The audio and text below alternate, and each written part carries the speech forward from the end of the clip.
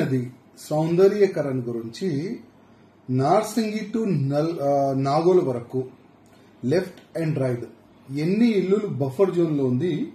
ప్రతి ఒక్క ఇంటికి ఒక ట్రేడ్ మార్క్ వేసి ఎంఆర్ఓ గాని పోలీస్ అధికారులు గాని వాళ్ళు ఒక మార్కింగ్ చేసి వెళ్తున్నారు. అదేవిధంగా జనాలకి చెప్తున్నారు ఇది ఇవాళ లేకపోతే రేపు ఎప్పుడైనా డిమాలిష్ కావచ్చు. ఈ మాట చెప్పిన తర్వాత చాలా భయంలో ఉన్నారు జనాలు ఏమంటున్నారంటే మేము ఇక్కడనే పుట్టినాం, ఇక్కడనే పెరిగినాం, ఇవాళ ఈ మూసీ సుందరీకరణ ఆలోచన ఎందుకు వచ్చింది?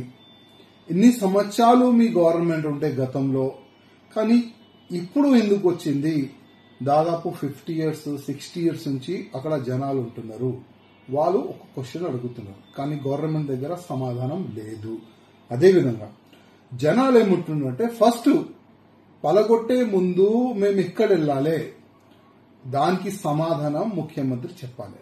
ఇవాళ మీ ఆఫీసర్లు వెళ్తున్నారు, మార్కింగ్ చేస్తున్నారు, ఇవాళ లేకపోతే రేపు బుల్డోజర్ వస్తుందంటే నైట్ నిద్రలేదు జనాలకి, అంతా భయంలో ఉన్నారు. ఇప్పుడు నా నియోజకవర్గంలో కూడా దాదాపు చంద్రకిరణ్ బస్తీ నుంచి సిబిఎస్ వరకు కొన్ని ఇల్లులు ఉన్నాయి. చాలా పేద ప్రజలు, వాళ్ళు ఎస్సీ ఎస్టీలు అక్కడ ఉంటారు. వాళ్ళు భయంలో ఉన్నారు. నాకు ఫోన్ చేస్తున్నారు, అన్నా ఏం చేయాలి, అసలు మేము బతకాలా చనిపోవాలా, మా ఇల్లు లేకపోతే ఈ బతుకు ఎందుకు, ఆ విధంగా నాకు ఫోన్లు చేస్తున్నారు.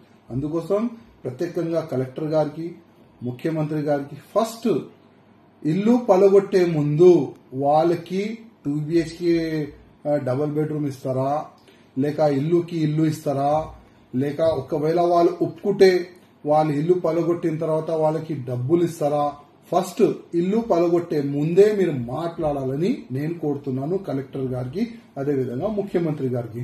లేకపోతే మాకు పవర్ ఇవ్వండి, మేము మాట్లాడతాం వాళ్ళకి, మేము వాళ్ళకి హామీ ఇస్తాం.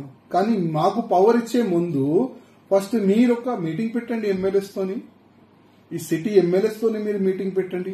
నార్సింగి టు నాగోల్ వరకు ఎన్ని ఇల్లు, దాదాపు 26,000 ఇల్లులు మధ్యలో వస్తున్నాయి, అన్ని పలగొడతామని మీరు చెప్తున్నారు.